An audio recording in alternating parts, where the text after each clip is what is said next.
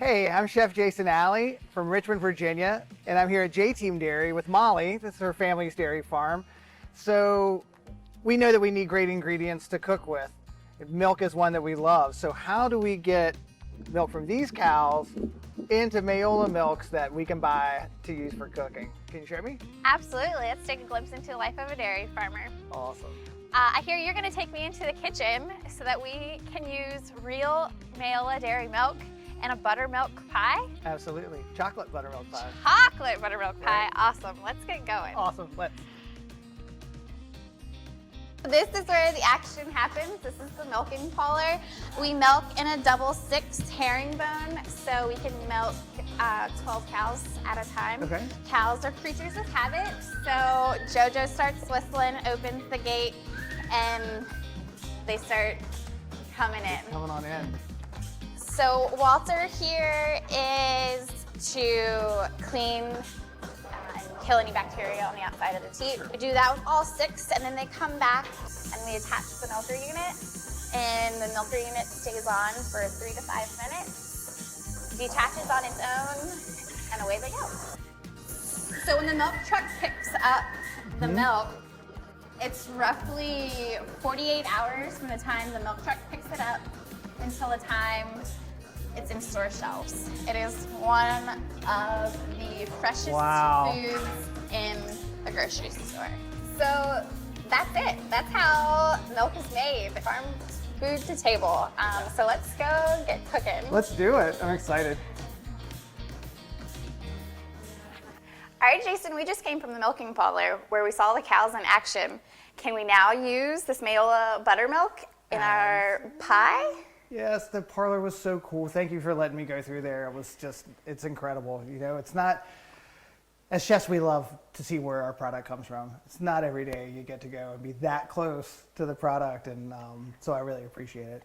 Yeah, we're gonna make buttermilk pie. This one's actually gonna be a chocolate buttermilk pie, which I love. It adds some richness. So we're gonna do what's called docking this crust. So we're just gonna take our fork and just make some holes. That's going to help prevent it from bubbling up. So the recipe calls for 10 tablespoons of butter. So that's going to be a full stick of butter. Love me some butter. Oh man, me too.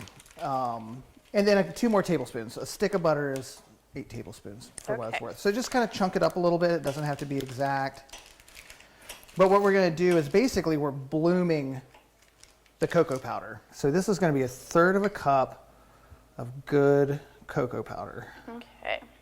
You want to shake it down? Yeah, just a little bit. Not enough to tamp it down, but right at 1/3 cup. Shake, shake, shake. Shake, shake, shake. Oh, I got cocoa powder going everywhere. That's all right. So we're going to do 1.5 cups of sugar. Same thing, so you want to scoop So it in? this we can just scoop. Because it's gonna, because of the density, it's just gonna fall anyway. Pinch of salt, about 1/2 teaspoon. So really just a little bit. Okay, so let me see your, yep. Do that one more time. Oh, a little more dash. Yep, looks great. Okay. We're gonna heat this up. Now So this looks like something that could easily stick. Absolutely. So you don't want it to be too hot because then you'll end up caramelizing your sugar. Ooh, no. Right? We're just gonna melt that butter. And it'll be kind of grainy and weird looking, and that's totally fine. It's gonna smooth out when we whisk it in with the other ingredients. So you don't wanna walk away from this for too long, but we can go ahead and start cracking our eggs and our buttermilk. Feel comfortable walking away for a minute? No, we can't. All right, so you have 2 bowls there. The smaller one we're going to add our liquid ingredients to. Okay? Okay. So in that, you're going to do your 4 large eggs and a cup of buttermilk. Okay. Okay. So you want to start with the eggs first? Start with the eggs first. We're going to whip the eggs with our whisk until they're really frothy. There we go. So the leavening in this, what's going to cause this to rise, is just the eggs. Really? Yep. So that's one of the reasons why you're whipping it. You're gonna get, you're basically whisking air into the eggs. Okay. I'm creaming up over here. Yep, you can go ahead and turn your heat off. But my butter's still not melted. That's fine, it's gonna carry over. Coming back over? Coming back over. So while this cools off, you don't wanna add that when it's really hot. We're gonna go ahead and start whisking our eggs. Okay. Is there a right or wrong way to whisk eggs? I did 4 eggs. 4 eggs is right. Okay. It sounds crazy, but yes. So you don't want to just stir. So when you're stirring, you're going to mix them up a little bit, but you really are trying to get some air in there. So Okay. a back and forth motion. Back and forth. That's good. Yep. But okay, we're about where we want to be. Let me see. I got lots Can of... you do it real hard for like 10 seconds? Yeah. Like, yep.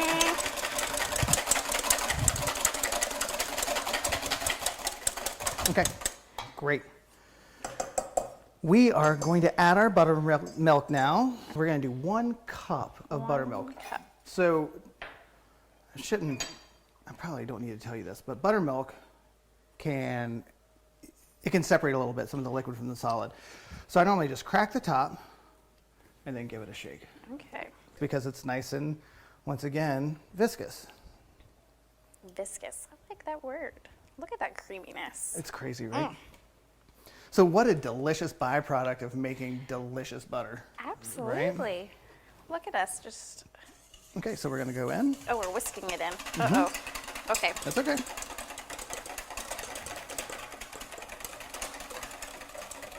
We're gonna add a little bit of vanilla extract to this, and we're gonna add a little bit of flour. Flour is gonna help that custard kind of all come together and hold. It's just gonna give some texture. So if you wanna do 1 teaspoon of delicious vanilla extract, 1 teaspoon. just right here, and we're gonna do 2 tablespoons of just regular old all-purpose flour. Once again, 1 teaspoon. Correct, 1 teaspoon. Okay, here you go. Great, thanks. You're welcome. And 2 tablespoons of flour, and that's gonna go into this buttermilk and egg mixture.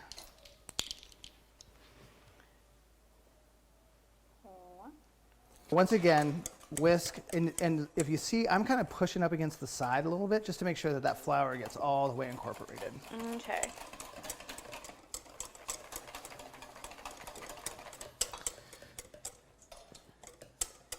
Now we've got our cocoa mixture, cocoa, sugar, and butter.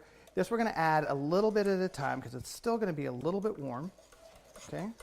So maybe 1/3 of the mixture.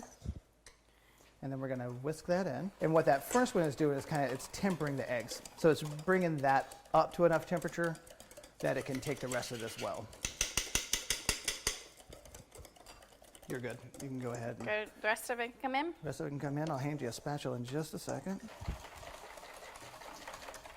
All right, so nice and whisked, so it's incorporated. We don't want to add any more air at this point, Okay, so... but we do want to, no, you're good. But we do want to make sure that it's all the way incorporated. 9-inch pie shell. We're going to pour this directly in, and it's going to go in a 375-degree oven. So just a little bit hotter than you would typically bake a pie. You know, a lot of times it's about 350. I like a really brown crust. I like the flavor of that. So I'm not going to foil this. Some recipes will call for you to foil the outside, egg wash it first, foil it, all these things. I go straight in. Okay. If you have a little bit left over, that's totally fine. Look at that. I'm perfect. Okay. So we have 2 chocolate buttermilk pies. They're gonna go in the oven for about 45 minutes. All right, so about 45 minutes in the oven, and hopefully we have amazing pies. Your fingers crossed. Fingers crossed. Mine too. As they cool, we're gonna let them cool for 10-15 minutes. I really like to eat them warm, but at this point, not only are they boiling hot, but you want that to kind of settle a little bit. So we're just gonna lift these up. When you're cooling desserts, it's good to have them on a wire rack because if not, you can get condensation. Okay.